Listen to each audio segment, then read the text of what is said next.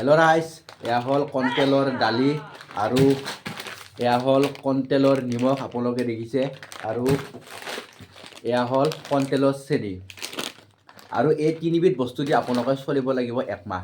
যদি এমাহ পাৰে খাব, যদি নোৱাৰে নাই।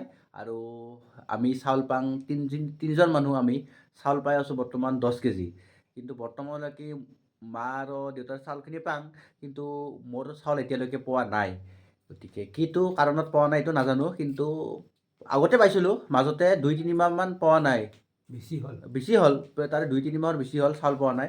গতিকে সেই চাউলটো দিলে ভাল, কোনে বা কি কৰিছে সেইটো নাজানো। কিন্তু এতিয়া মই চৰকাৰৰ ওপৰত এইটোৱে অনুৰোধ, যাতে চাউলটো মোক লাগে আৰু এনেকুৱা মোৰ বাবে বা আমাৰ গাঁৱতো বা বেলেগ গাঁৱতো এনেকুৱা হৈ আছে। আমাৰ গাঁও বুলি নহয়, বেলেগ গাঁৱতো হৈ আছে। কি কাৰণে হৈছে এইটো নাজানো। চৰকাৰে এইটোৰ ওপৰত অলপ চাব লাগে, আমাক চাউল দিব লাগে। বুজি পাইছেনে ৰাইজ? আৰু সেয়ে